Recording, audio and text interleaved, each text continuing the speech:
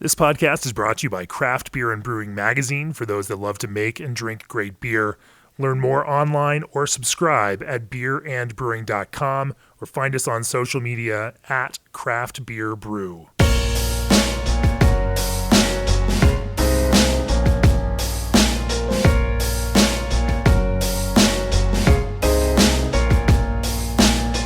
It's a new year and a new season for the Craft Beer and Brewing podcast. Thank you for tuning in every week to our exploration of topics surrounding how great brewers brew fantastic beers. We've got a few changes in store for this year. We're going to have add a new guest host into the mix. We'll have more on that later on as things progress. And we've happy to add a few new sponsors to our lineup here on the podcast. As the brewing industry's premier choice for glycol chilling, G&D Chillers has set the standard on quality, service, and dedication to their customers' craft. For 25 years, G&D has led the way on innovative solutions that match their brewing customers' immediate and future needs. With a wide selection of custom-built chillers, G&D offers everything from the nano chiller, the perfect solution for nano breweries, all the way up to their large-capacity units like the vertical air chiller built for higher volume operations. Contact G&D Chillers today for your chiller sizing needs at 800-555-0973 or reach out online at gdchillers.com. Also, this episode is brought to you by the Craft Brewers Conference and Brew Expo America, America's largest craft brewing industry gathering. Join your peers in Denver, April 8th through 11th. Details at craftbrewersconference.com.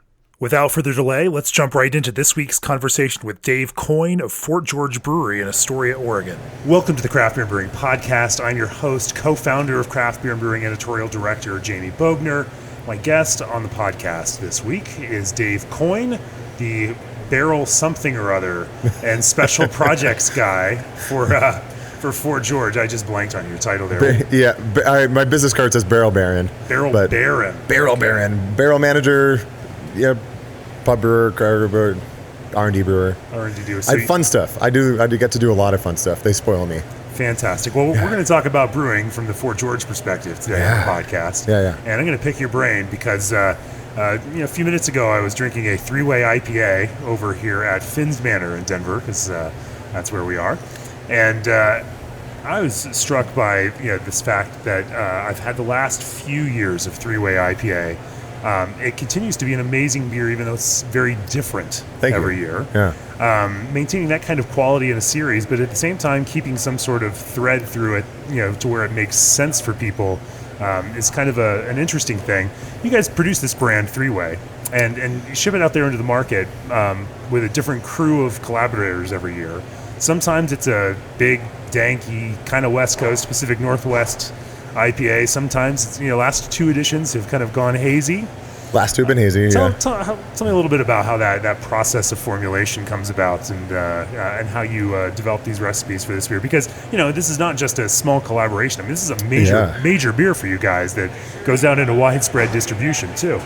Definitely. So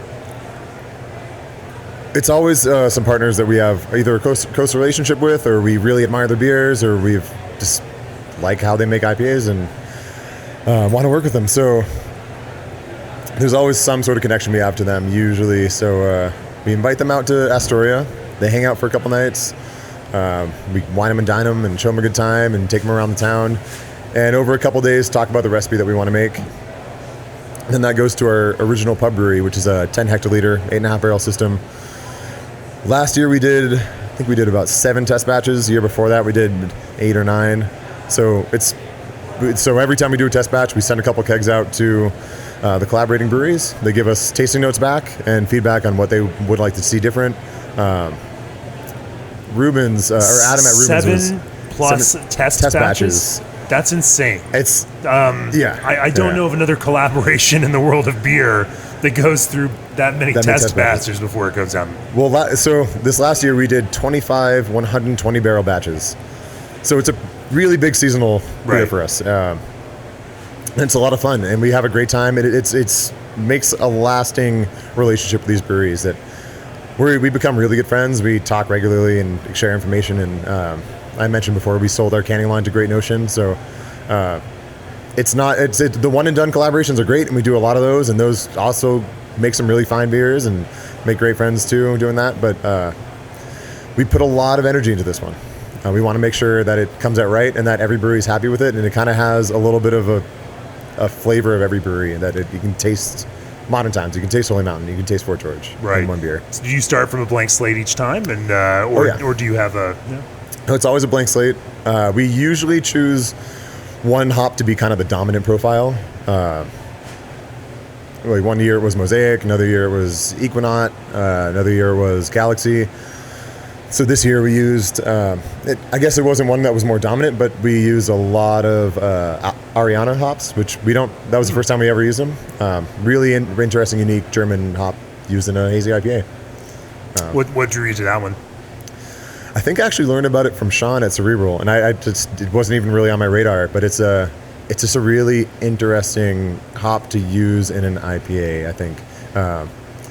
It has a lot of that, like, citrus tropical flavor that we want in a hazy IPA, but it has a still like kind of like just German hop profile that would be really nice in like a dry hop pilsner, but we just use it in bankrupting quantities on a hazy IPA. Sure. Yeah. Now one of the things I love about drinking your hazy IPAs and others contemporaries like Great Notion is there's a character to just some of these Oregon and Washington State kind of Pacific Northwest beers where they really taste like the place. I described it, as dankness, but there's this kind of weedy character to it that seems to, and you even taste it in Boneyard's West Coast IPAs. Like they are West Coast IPAs, of course, but they still have this kind of dankness and character. Right. Yeah. Did you all just decide to go do that, or is this just this kind of flavor that drinkers and then brewers by extension in the Pacific Northwest just like and work into their beers? It's a good question. I don't know for everybody else, but for us, we always kind of like to err on the side of drinkability. Sure. And as amazing as a lot of those hazy IPAs are that are thickening or super thick and really sweet, right? I don't want multiple pints of that.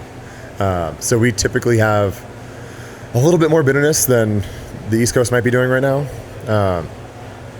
which I feel kind of balances out that's the residual sugar and sweetness that it's one of the sweeter IPAs. So all of our hazy, the Fields of Green hazy IPA rotating recipe series is usually, if I knew that we were going to have a finishing gravity that high years ago, I would have thought it'd be disgusting, but it's wonderful now, and I love it. But we also like to have some bitterness and balance to the sugar. Sure. I think all of us and that density are scratching our heads at how sweet beers have gotten, but how we still like them despite the fact that they are this sweet. Well, I have a sweet tooth. I love candy and chocolate, and it makes sense that every once in a while sweet beer is great. There's something about human development that I think is naturally inclined towards that we get back to this kind of survival level instinct. High reward beer. It's tons of calories. This will keep me going for a while. Exactly. Yeah. I may not eat for a year, but I have got to drink all this beer right now. Sure. But at least I got this milkshake IPA. So tell me a little bit about Fields of Green. That you just mentioned it's a rotating recipe series, which is so hot right now. It is. So that was partly built out of just our production method. So we can and distribute in Oregon, Washington, and a little bit of Idaho. And we wanted the versatility that a lot of the smaller breweries that are opening up, stickering their cans. We're really envious of their ability to do that, but we kind of need to buy cans in large, like we buy like 28 pallets at a time. Sure, you all are producing over 20,000 barrels of beer a year. We're probably going to hit just about 25,000 this year. Right. Yeah. So to be able to do that on our 30 barrel system and actually get that beer out to people didn't really make sense for us to invest in a labeler, or at least not now at that point. So it kind of gave us versatility of being able to try new hops and try new ideas of different malts in a hazy IPA and still make it the same ABV, put in the same package, and spread it out. How do consumers take to that? I mean, do they like the fact that it's new all the time, or do you find it being frustrating for some? No, they love it. The frustration was one. So it's a hazy IPA. Now it's definitely a hazy IPA. Originally it's a whatever IPA, and we made one. We did one where it was we name it like Hurricanes with a different name. So I think the second batch was Brutus. We did that same recipe with our ESB strain that we use for our clear IPAs, or West Coast IPAs. So it clarified and was not a hazy IPA, and people didn't like that. They just wanted to know that it's a hazy IPA. Yeah. So as long as we do that, everybody's happy. Now for a quick break and a message from one of our sponsors. Great beers are made from select ingredients. With BSG, you'll bring the world to your brew house with an unparalleled and diverse selection of ingredients from across the globe to just down the road. Their dedicated customer service team and industry experience provides you with the assistance you need in every step of the way. Let BSG be your supplier of choice for products essential to making great artisanal beverages so you can stay focused on your craft. For more information, visit them at bsgcraftbrewing.com or contact them at 1-800-374-2739. Now back to our conversation. From a consumer perspective, do you think that that's just the visual cue, or does it actually change the taste of the beer? I think there is something to the density and the mouthfeel of, even if it's not actual, it's the perception and the whole experience of drinking a beer. It's, I don't know. I wish we could make more clear IPAs, as much as I love the hazy IPAs, but this is kind of where the market's going at the moment, and we're stoked about it all the same. But now, it took you guys a little while to jump into that hazy IPA game, and you've got your own internal challenges and debates between the folks that run and operate the business, and as with most businesses, it's not a monoculture where everyone has the same ideas about what you do, but you have to work and negotiate between those and figure out what makes sense to the brand and your consumer ultimately. And you did jump into those hazy IPAs eventually. Eventually. I mean, we're definitely behind the curve of New England, I suppose. I wouldn't want to leave a beer style unexplored. What I'm saying is, the first time I went to Astoria, I hear this, we're never going to make a hazy IPA. And then really? The next year I go to Astoria and see you guys like, oh, shit, you guys are making hazy IPAs. I don't know who said we would never. I think you know who said that, but... Well, so what's funny is we didn't used to filter. We had a centrifuge briefly, but it wasn't really sized for us. But we biofine our beers, and our West Coast IPAs, our Vortex IPA and our Optimist IPA. We try to make as clear as possible, but for a long time it looked like a chunky, yeasty, hazy IPA. It was just unfiltered. It was almost kind of like how a Keller Pils has some haze, and we would constantly get emails or complaints that like there's stuff in my beer. And so then we were like, all right, well, let's put a lot of energy into making it look great. And then as soon as we did that, then the new super fashionable to make it hazy. But I don't think it's just about the appearance. I really think the grist and the yeast choice and the dry hopping rate, the end result is the byproduct is it's hazy. But I think all those processes and ingredients really do make a much different beer that it's worthy of being drank for sure. It should be a style, and I'm stoked about it. Let's talk about some of those processes. So when you are formulating a recipe, what additional kind of malt character are you pulling out? Oats, wheat. How do you build a grist bill to kind of add some of that extra body to it? I'm a big fan of oats. Okay. We use a lot of wheat. What kind of percentages in your recipes? At least 30. Oh, 30. Yeah. Okay. Sometimes I would use up to 30. Sometimes a little lower. Sometimes a little higher. Sounds like a gelatinous mess to me. Well, there are some stuck mashes that happen in the brewery. We on our City of Dreams Hazy Pale Ale. There's no oats. All white wheat and flaked wheat. Pretty high percentage. A lot of rice hulls need to go into that. But then on this last year's three-way, it was golden naked oats and flaked oats. So we kind of change it up, but we do want a lot of that flaked oat and wheat to kind of give it that pretty dense, thick mouthfeel. Yeah. Are there other barley considerations? Are you pulling in much flavor out of that? And I love Pilsner malt. Okay. So we have 2-row in our silo. So we always kind of split the difference with 2-row and Pilsner. I also like splitting my base malts for some reason. It might just be all in my head, but I think it's like adding like the slightest bit of more depth. But so we add a lot of Ironman Pils, definitely some white wheat, and either flaked oats, flaked wheat. We've used flaked barley. On the collaboration that was just released with OMF, Chris Knife, that has Maris Otter in the base, which was a weird one, but weird in what way? I don't like a lot of malt character in my hazy IPAs, and that one has. I mean, it turned out great. It turned out fantastic, but it was this like interesting kind of toasty British malt character hiding in the background of all that like juice and tropical hop character. I like playing around a little bit and having fun. We have another brewer who did a rye hazy IPA. What does your hop addition technique look like? How much are you throwing in the hot side? What are you targeting around for whirlpool, and then how much ends up out there in the dry hop? So we do 2 hop additions in our hot side. At the beginning of boil, the tiniest amount.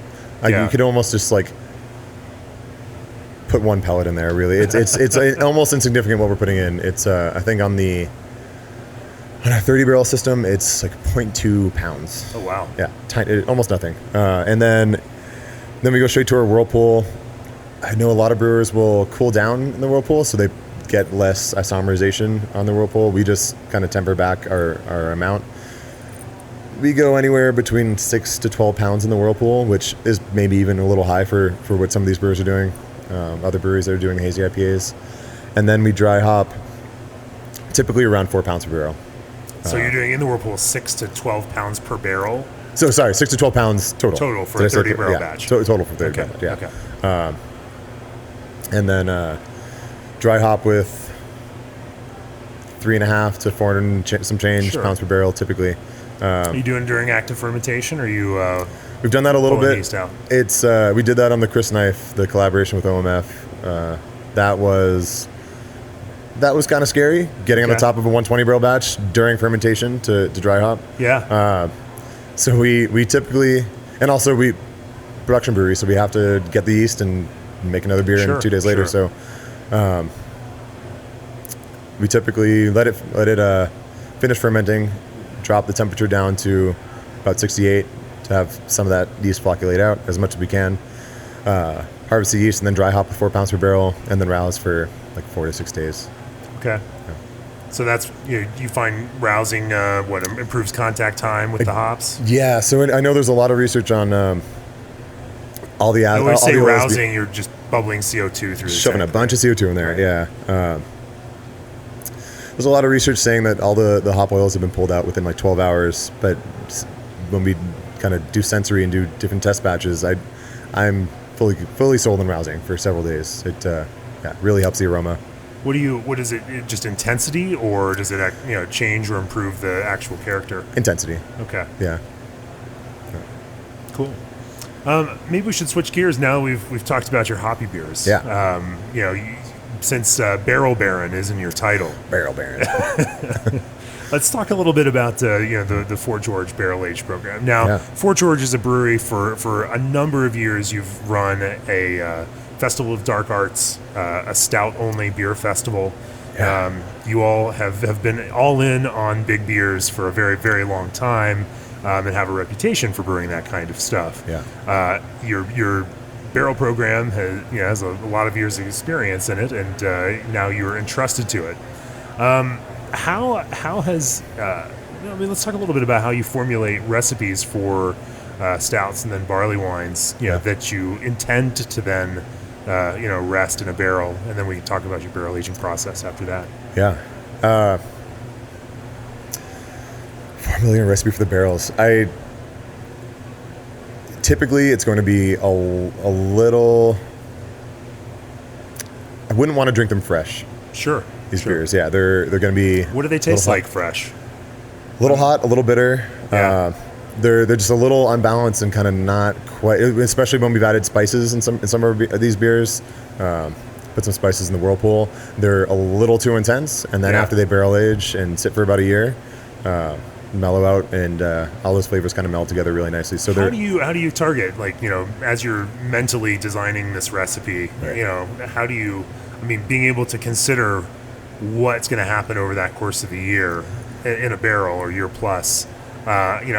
What are some of those recipe considerations that you then add back in, and how do you visualize, and then how are you also able to test those assumptions that that are in your head versus how the actual beers turn out? So I think it depends from beer to beer.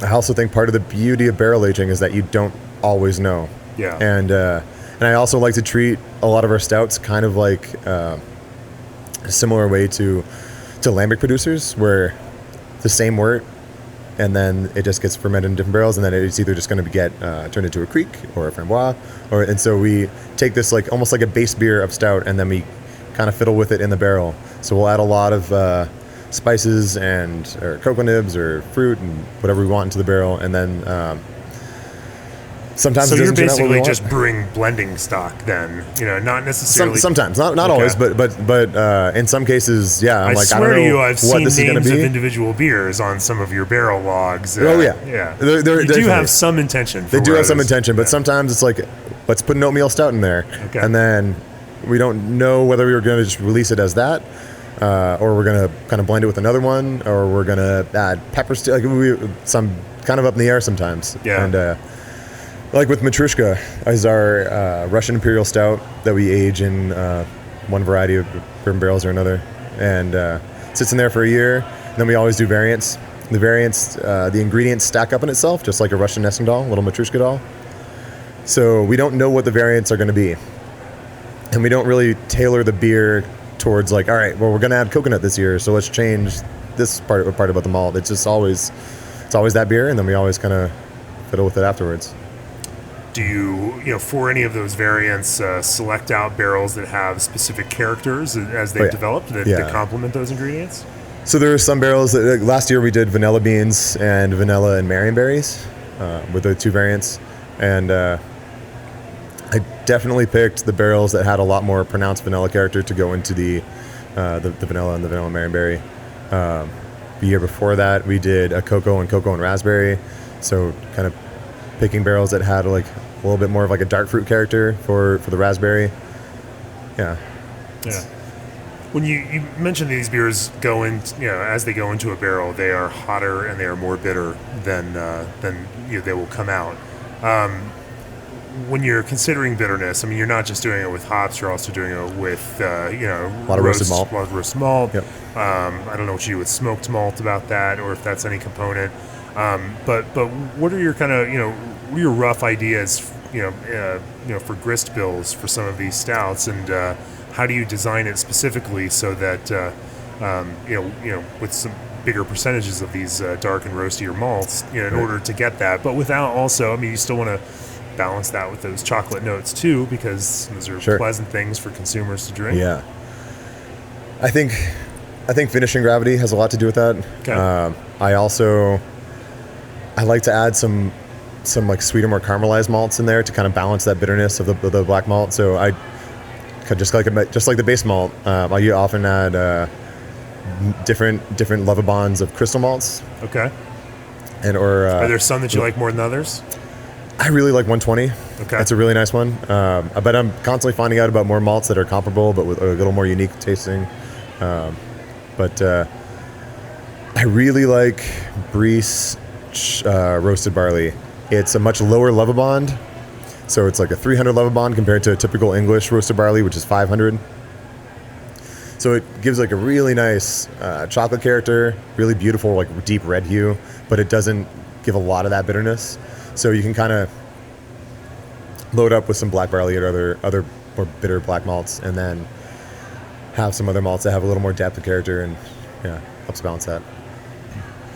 Yeah, you have to use these bitter malts with a pretty deft hand. I mean, small percentages of these go a long way.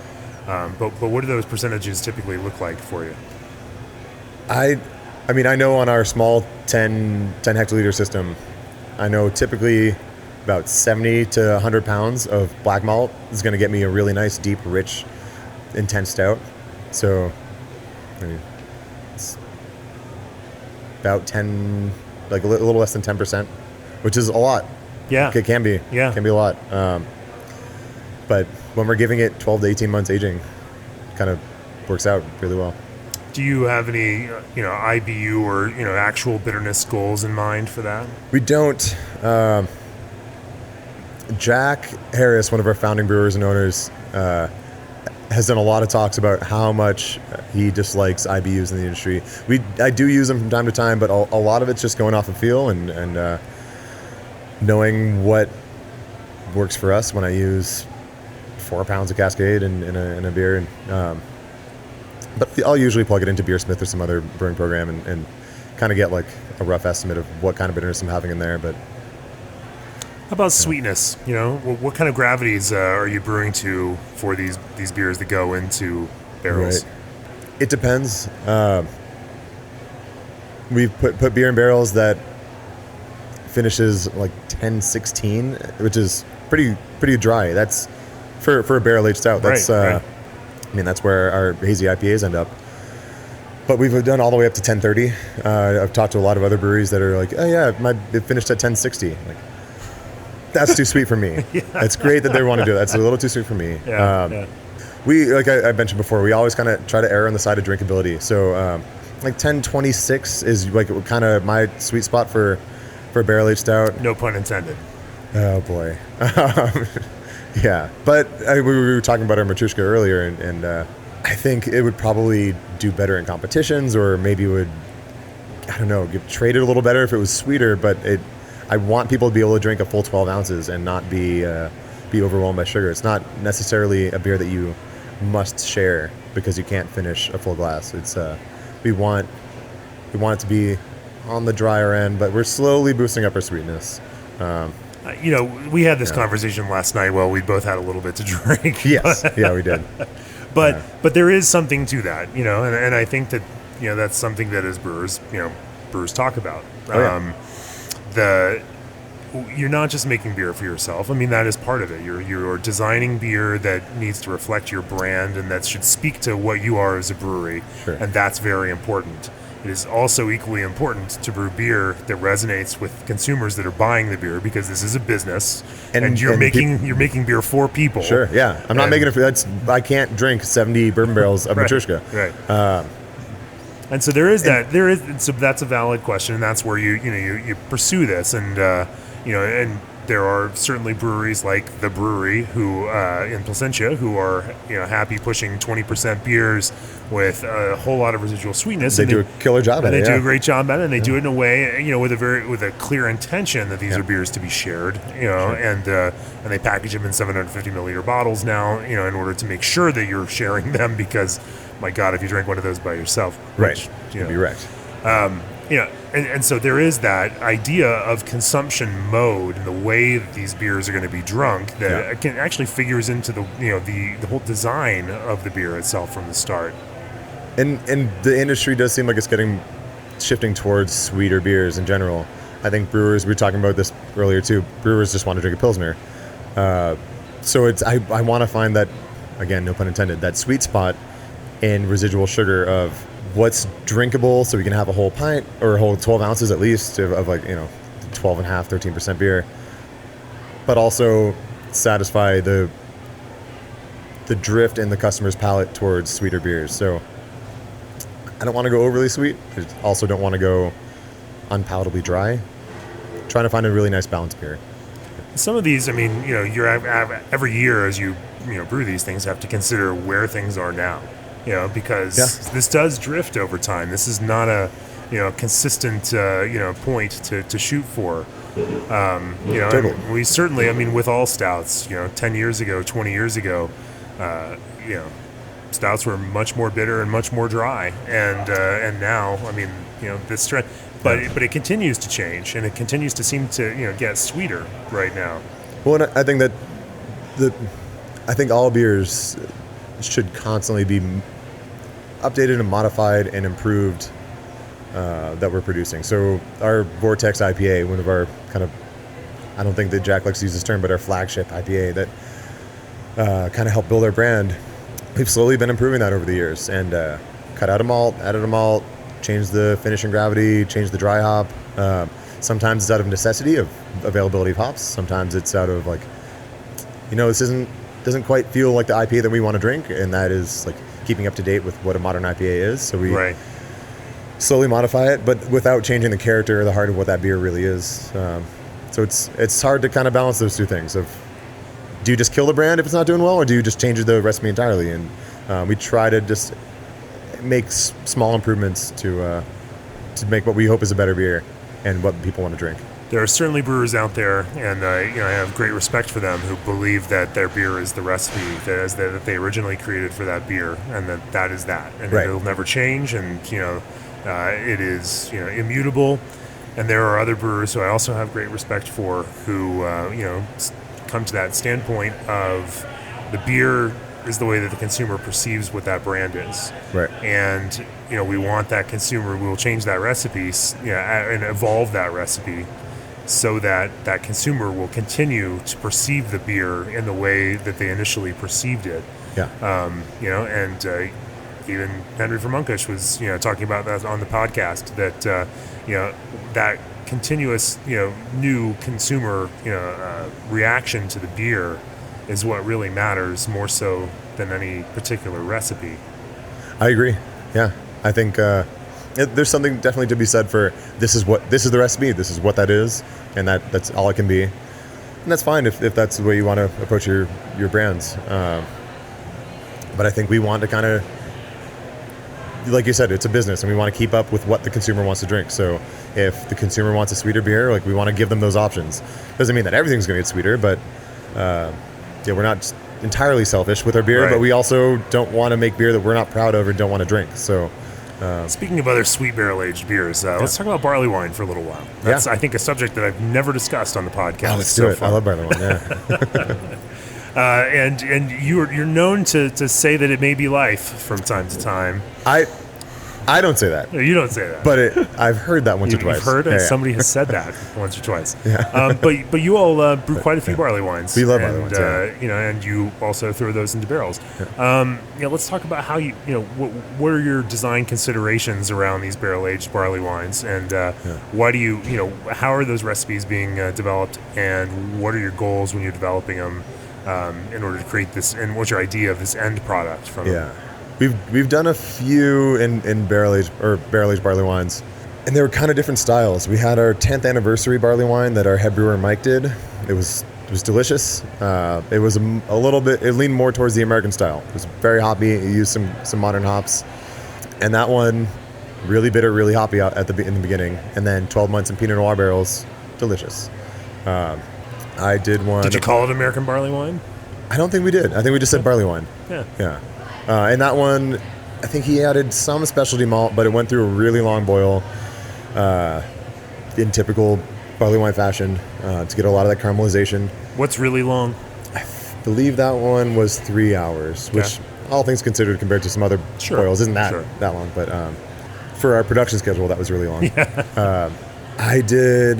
We just tasted it over at Finn's Manor. I did a Sign of the Wolf barley wine that spent 6 months in Pinot Noir barrels, and then I moved that over to Bull Run bourbon barrels for another year. That was definitely intended to be a more English-style barley wine, so much sweeter. That finished closer to 1028. That one had a lot of specialty malts. In English tradition, you just take whatever pale malt, 2-row or whatever, and just boil it for 6 hours, and then that's all your caramelization and depth of flavor. I wanted to speed that up a little bit, or just use some specialty malts. So also taking a cue from Sukaba, which is one of my favorite barrel-aged barley wines. Gleaning some information off the Firestone website and looking at what specialty malts they were using, and then kind of taking into consideration what I've made in the past. And so that one had C75, C120, roasted barley, and chocolate malt, and a lot of Golden Promise and Maris Otter. Not a lot of hops. It was actually, I guess I have to take it back from what I said before, that a lot of these beers that go into barrels don't taste good at first. That one was delicious. I could have drank it straight out of the tank. But all the character that got pulled out of the barrels really enhanced it. And I think all the oxidation that kind of slowly happens over barrel aging is important to those styles as well. Interesting. Yeah. When you're choosing between stouts and barley wines, are there specific barrels that you prefer for each? Different characters that you like to get into those beers that way? Not quite. Okay. I I think I've mentioned Pinot Noir with the barley wines twice now. So I guess in some sense, I really do like that dark fruit flavor coming out in a barley wine. That like date sugar, raisiny character. Yeah. Big fan of that. Now, are those, with those beers, are those all in port barrels, or are you blending some of those with some bourbon to kind of get some heightened sweetness out of that? So our 10th anniversary, the hoppier barley wine, that was 100% Pinot Noir from Willamette Valley in Oregon. So we're blending it. So I've done like 50-50 blends before. The Sign of the Wolf transferred from one barrel to another. For a while, we were just kind of going with just bourbon, or we'd get a big reload of rum in and just do a bunch of rum barrel-aged beers. But we're kind of getting a little more diverse with our selection right now. So we have cognac, we have brandy, Jamaican rum. We got some cognac puncheons coming in soon. So a lot of different stuff going on. Barley wine isn't nearly as popular as a barrel-aged stout. A barrel-aged stout is kind of like, it's almost like saying IPA for barrel-aged beers. Like it sells way faster. So I feel like barley wines are almost like, they're like the Pilsner of strong ales. That like a lot of brewers really love them, and they have a small following, right? But they don't quite have the same sales velocity as an IPA, and it's or even a barrel-aged stout, or even a barrel-aged stout, exactly. Yeah, so it's that is whenever I pitch it, that's an interesting point. Yeah, and in fact, I had a beer geek friend of mine come up and talk about how he was trying to get his local brewery, to make this barrel-aged barley wine. Yeah. It's like, oh, this is going to be huge for them. Like, if you look at it from the commercial perspective, it's not. Right. Like these are labors of love. You don't make a barley wine in order to sell it or to sell it fast. I mean, there is a small group of people that love barrel-aged barley wines and barley wines. But it's still a pretty small... a good group of people. They are smart. It's still very small. Now you're just... our longest sitting bottle that we've had is a bourbon barrel-aged wheat wine that I did. How long did it take you to sell it? Oh, we still have it. We still have like 2 cases, and it's been sitting around for about a year and a half. Okay. But it's... As far as wheat wines goes, it's delicious. I was really proud of it. But when it's sitting up there next to a Russian Imperial Stout with vanilla beans, it just doesn't really compete. Why is that in the mind of a consumer? Why does that stout sell better? I mean, you would think that the stouts with all of that roast and kind of bitterness would actually be less, appeasing than a barley wine. Than a more approachable, yeah. Right. I don't know. Barley wine is just a little bit sweeter and a little smoother, and doesn't have as much of those kind of rough edges. Sure. Yeah. Yeah, I don't know. The popularity of stout, it's a wonderful thing for us. We love it. You mentioned our Festival of Dark Arts. Yeah. Last year we made 27 different stouts. We are big fans, but I don't know what it is. What are let's shift gears again. What are some of the more interesting approaches to stouts that you've explored, and what have you learned from? I mean, because when you're brewing 27 different stouts, you've got to do some different and interesting things to try to get there. And I'm sure some of them worked, and some of them didn't quite work as well as you wanted to. Yeah. What are some of your things you're most excited about, and what did you learn from some of the ones that didn't work very well? So we always let everybody in the brew staff have a chance to make a beer for stout month, and we let them rotate through the pub system throughout the year. But to get this big lineup of stouts, everybody has the opportunity to submit a recipe. Even servers and distributors that we work with, or our own distribution company can make a stout. And you do have your own distribution arm of your business. Yep. Right. Yeah. So we distribute along the Oregon coast and up into Washington a little bit. Our beers and also other breweries. What we've learned, especially doing the blind tasting after they're all on tap throughout February for Stout Month. I know I mentioned erring on the side of drinkability, but kind of having a heavy hand with some of these ingredients is important. When you say that there's Pinot Noir in a stout, I want to be able to taste it. Even if it's balanced, it's totally fine. But it has to. I want to know that it's there. There's some beers where we've added a variety of ingredients, and we've always kind of thought, if we go too heavy on the rosemary, it's going to be gross. So then it's like, well, there's a hint of that, but it's not quite there. So I keep upping my amounts on different additions. That's a good point. It's one that, in fact, there's at our brewery accelerator down in San Diego, Winslow from Pure Project made that point. Like, people, if you're going to add fruit to a beer, people want to taste the fruit in the beer. Now you're marketing it as having this fruit in it. It's like people want, it better be there. They want a shitload of fruit. So just put more fruit in there. Give them what they want. Especially when it's a $20 bottle. Right. And you say, this has cocoa nibs and raspberry. If it's a hint of raspberry, right. Somebody spent, $15, $20, whatever, however much it's not a cheap product. You want to know it's there. Yeah. And, maybe eventually consumers will come around to that idea that, using second-use fruit in beer, creating a more delicate, nuanced, experience of that fruit can be valuable. And it's great from a brewer's perspective because you can reuse fruit and make these beers with, leftover, from your first-use stuff. But still, if you were to poll most consumers, even though I love these second-use fruit beers, I know that those are not what consumers on Untappd are going to rate the most high. Sure. They're still going to want to taste something that tastes intensely jammy and over the top. I think I've heard Jester King talk about that they do. I think it's Atrial Rubicite has tons of raspberries, and then they do a second-use raspberry, and it's more delicate and nuanced. Vague Recollection, or no, that one I think has wine grapes. Demi-Tone is another one they do with second-use fruit. Some fantastic beers. Yeah, beautiful beers, but consumers want to be able to. They want to get punched in the face with the ingredient a lot. Not all the time, but. Especially when you're competing with the intensity of a lot of these stouts, you got to really pack it in there.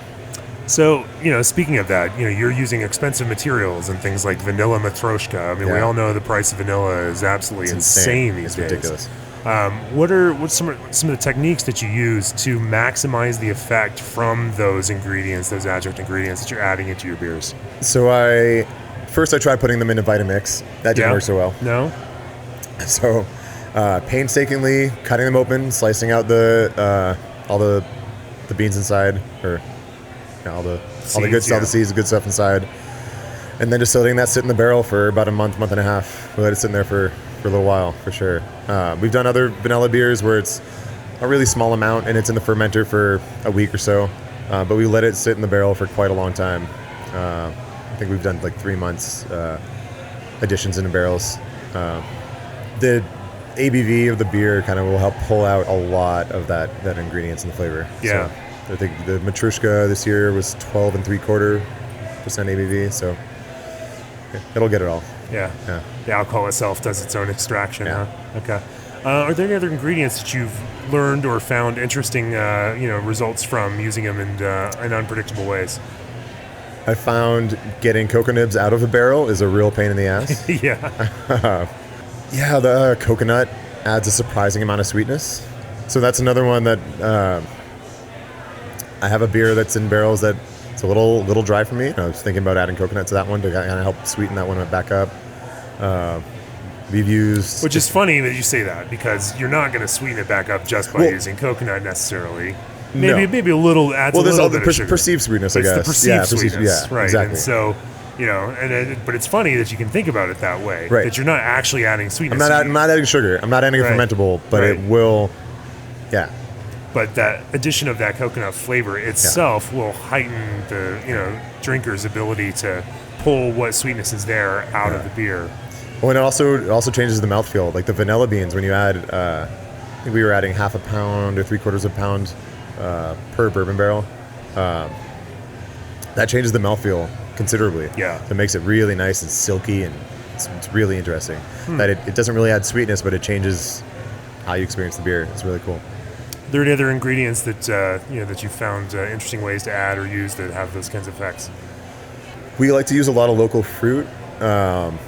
So we'll use Marion berries, which is interesting because it adds a little bit of tartness to it. Yeah. Every year we make a beer called Spruce Bud. So the whole brewery goes out, harvests around 400 pounds, 500 pounds of spruce bud, spruce tips right off the trees. That one's really interesting because it has such a perceived sweetness. So it's just 2-row spruce tips, no hops, no specialty malts, really simple beer. But it reminds me of like juicy fruit gum. It's really sweet and fruity, even though it's not sugary. It's really, really sweet. It's awesome. It's funny you say that. So at our Astoria Brewers Retreat where Jack Harris came, he brewed one year with a small brew group, Spruce Tip Ale. Oh, yeah. And went out the night before they brewed, harvested fresh spruce tips. That beer, after we got it back and fermented it and bottled it at our, anyway, I won't talk about the details and the particulars of that. Yeah. But I would blind taste it to folks and ask them, what's the ingredient in this? Yeah. And there's not a single person who could have identified that beer as a spruce tip beer. Yeah. And it was really interesting to see that, people's assumption around what spruce tip tastes like and what it actually tastes like are very different. Because, when you actually drink it, there are grape and berry notes. Like you say, could taste like a light raspberry, maybe a little hint of blueberry in there too. I had a lot of brewers trying to guess what hops were in there. Yeah. No hops. Yeah. It's really amazing. And I did a collaboration with Block 15. We did a wild ale with spruce tips. And so it fermented everything out. So it's bone dry, but it had this really interesting, almost like a candy necklace, like that compacted compressed sugar taste to me. Like it wasn't sweet, but it had that like a candy fruitiness. It's a really interesting ingredient. We're a fan of that one. And we have tons of spruce around our area, so it works out great. But, so using it, though, you really have to use it fresh, right? Or do you... Oh, yeah. What's your time frame on that? You can freeze it. So we go out and harvest several hundred pounds. We use it the next day or two. However, there have been times where we didn't get enough and we had to go to another forest, and so we just froze it, used it again. It was great. Every year we make a magnanimous IPA, and that uses royal fir boughs. And so we go out to our Portland sales manager, Tim, has a fir farm. So we go over there, get a whole bunch of fir tips, or I guess cut off like parts of the branches, and we freeze those because we don't make it for a while after the actual fir is ready for it. Okay. Yeah. Of course, your sales manager is as a lumberjack. I mean, it's Oregon, right? Yeah. What other ways do you incorporate local ingredients? I mean, Oregon is a state with a large agricultural community. Lots and lots of fruit comes out of Oregon. Oh yeah. And we use a lot of Oregon fruit products, purees too. Okay. It's local, right? It's Oregon fruit products. It says it in the name. We work with actually, I think he's one of our electricians, I believe, has a couple beehives. So we've used his his honey in some of our beers. Our head brewer made a mixed ferment saison with ginger and honey with collaboration with Scarlet Lane in Indiana. That's on tap at Finn's right now. So that was really fun to be able to use a lot of local honey. One of the things about Astoria, it's right there on the mouth of the Columbia River, right on the coast, and so it's a wet environment. It's, there's salt in the air. Yeah. How does an environment impact, the way that you all taste things, and then by extension, how you design and brew? The barrel cellar is nice and happy because of the humidity out there. So it's talking with the guys at our mutual friend Brewing, barrel aging in Denver. They said they have a lot of issues with loss of barrels going dry. Right. Not a lot of issues. They're doing just fine. But yeah. Higher maintenance. Higher maintenance barrel aging. Yeah. So at least from their perspective. So we haven't run into that yet. So that's really nice. We work pretty closely with a couple hop farms, and we're able to get really good fresh hops. So we make a fresh hop IPA in cans every year called Fresh IPA. I know. Creative. Super creative name, but it gets the point across. We drive our refrigerated trailer over to whatever. We always pick one hop farm to work with. We've done Crosby in the past. This year's with Roy Farms, Azaka hops. So we drive out there, pick up 300 plus pounds of hops, drive it back, use it the next day. I know everybody uses hops, but we kind of feel like in the Northwest, it's kind of like the terroir of the area. Right. Yeah. That's interesting. So Crosby is an Oregon hops farm, but Roy Farms is Yakima. Yeah, they're in Moxie, Washington. Moxie, yeah.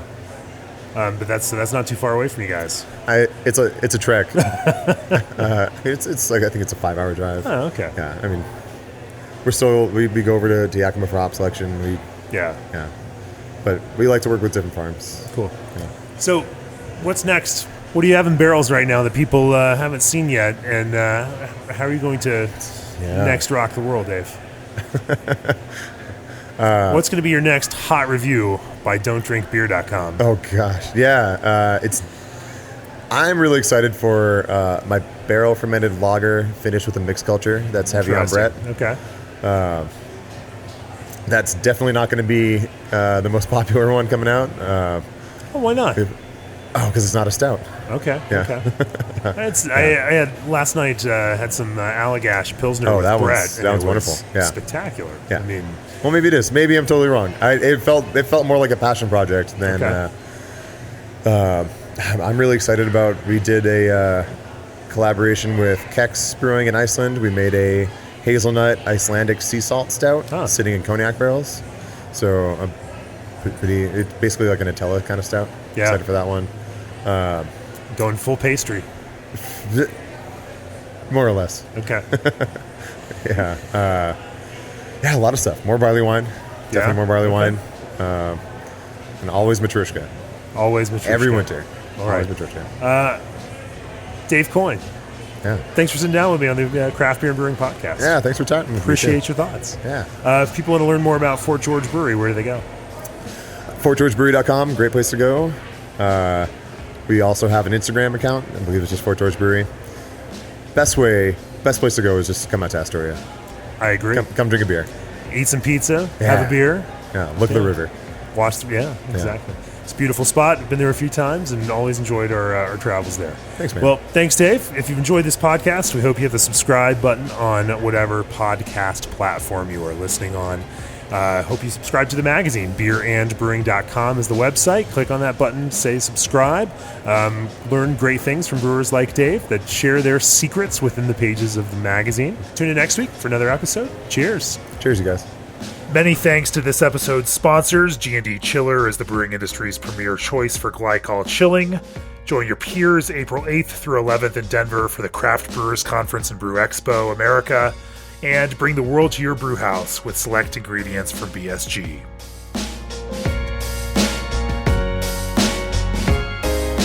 This podcast is brought to you by Craft Beer and Brewing Magazine for those that love to make and drink great beer. Learn more online or subscribe at beerandbrewing.com or find us on social media at Craft Beer Brew.